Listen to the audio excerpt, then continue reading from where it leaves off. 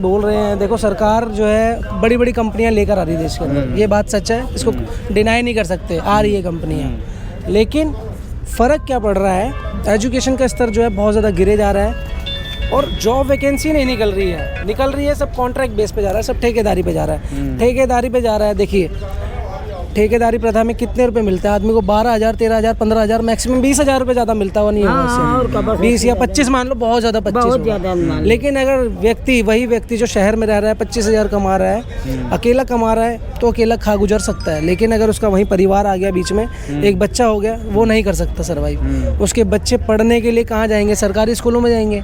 लेकिन वही सरकारी स्कूल ही बिकने लग जाएंगे या बड़ी बड़ी जो संस्थाएं हैं, सरकारी जो संस्थाएं हैं वो प्राइवेट हो जाएगी, तो कहाँ जाएगा आदमी। देखिए अभी हम जवाबदेही सरकार से ले सकते हैं, कोई भी आधिकारिक कोई भी संस्था बनती है तो जनता के लिए बनती है, क्योंकि सरकार रेलवे चला रही है, उसका प्रॉफिट जनता पे बढ़ता है। लेकिन अगर इसी रेल को सरकार प्राइवेट कर देगी तो वो जो जितना भी प्रॉफिट वो कमाएगी, वो सारा प्रॉफिट एक उस व्यक्ति के पास जाएगा जिसको उसने बेच दिया है। जैसे अब अंबानी, अडानी या किसी का भी आप ले सकते हैं। हाँ, ठीक है। जैसे एयरपोर्ट थे, एक एयरपोर्ट पहले सरकारी भी थे, कई सारे ऐसे थे जो प्रॉफिट में चल रहे थे, लेकिन वो भी बेच दिए गए।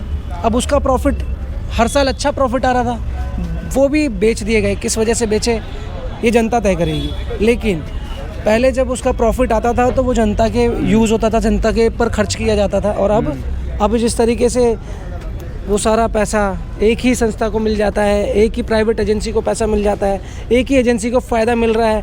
और हम लोगों को सरकारी नौकरियां सरकार देती थी, जब सरकारी विभाग ही नहीं रहेंगे तो सरकारी नौकरी की उम्मीद किससे रखेंगे। भाई साहब, मैं आपसे प्रश्न कर रहा हूँ स्वयं आपसे, आप मोदी और ये योगी से सरकार से संतुष्ट हैं? देखिए सर, संतुष्टि की बात ऐसी है कि मैं तो नहीं हूँ जी। कारण इसका ये है कि जी रोज़गार दे दे तो बहुत कुछ होता है। देखो आम जनता को रोटी कपड़ा मकान की लड़ाई है, किसी चीज़ की लड़ाई नहीं है। लेकिन आपने लड़वा रखा किस वजह के ऊपर है, आपने धर्म में बांट दिया। हमारे पुराने समय में भी देश में राजनीति होती थी, ऐसा तो नहीं है राजनीति नहीं हुई है, लेकिन उस समय में जुटता को रखा जाता था।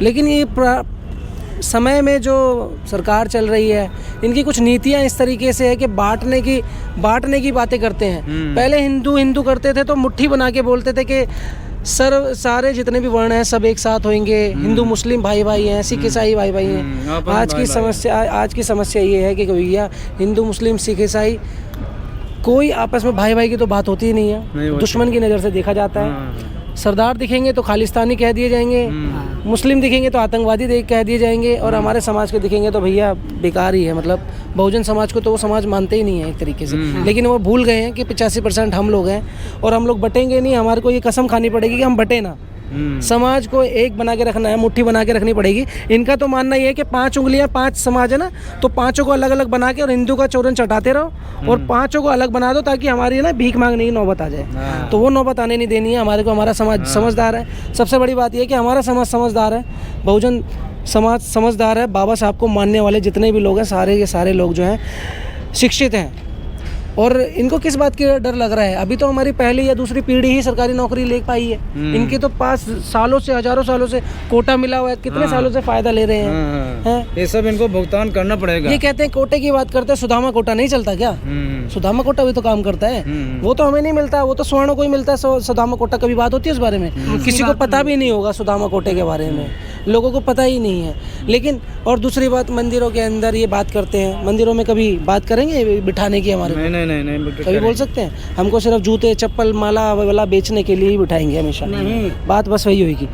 और यकीन मानो, अगर उसमें भी बहुत अच्छा प्रॉफिट मिल रहा है तो वो भी आपको नहीं मिलेगा। आपको वहाँ से भी खदेड़ दिया जाएगा, भगा दिया जाएगा, और जो कि होता है। देखिए हमारे देश में समय पे जो देश के अंदर राष्ट्रपति थे, कहने को तो देश के राष्ट्रपति थे, उन्हें भी मंदिर के अंदर नहीं प्रवेश लेने दिया गया। वही बात हम भी बोलने जा रहे हैं। हाँ जी, रामनाथ कोविंद जी के बारे में मैं बात कर रहा हूँ। वो बहुत ज़्यादा हमारे देश के मतलब नाक थे, हमारे देश के नाक।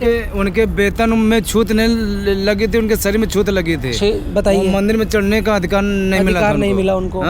तो ऐसे में मनु के विधान में चलता है क्या? संविधान में सम्मान मिलता है। बिल्कुल सही बात है। तो जो संविधान को मानेंगे, जो संविधान में आस्था रखेंगे, जो वो चाहे कोई भी हो, संविधान की बात करेगा वो भारत में राज करेगा। मैं एक चीज़ और भी मानता हूँ कि सारे लोग जो जितने भी हैं स्वर्ण में भी सब जो है इन सरकार की नीतियों से खुश नहीं है। बहुत से पढ़े लिखे ऐसे लोग भी हैं जो ना खुश भी हैं, और ऐसे हमारे समाज के भी पढ़े लिखे अनपढ़ भी हैं जो इनकी पॉलिसीज़ चल रही है, खंड करने की पॉलिसी जो चल रही है उसको बहुत ज़्यादा सपोर्ट करते हैं। ऐसे भी लोग हैं। हम उनको बिल्कुल भी सपोर्ट नहीं करते, हम उनको बिल्कुल नहीं मानते। जिस तरीके से चंद्रशेखर आज़ाद भाई देश को सपोर्ट कर रहे हैं, सबको साथ लाने की बात करते हैं, हम तो उनका बहुत ज़्यादा सम्मान करते हैं। बहन कुमारी मायावती, हम उनको बहुत ज़्यादा मानते हैं। हमारे देश में ये कुछ ऐसे नेता हैं जो देश को बहुत ज़्यादा जुट करने का काम कर रहे हैं, एकता में लाने। हमारी बस एक चीज़ की विनम्रता से इनसे विनती रहेगी, और मेरे ख्याल से आप सबकी भी विनती यही रहेगी कि बहन कुमारी मायावती और चंद्रशेखर आज़ाद मिल जाए आपस में,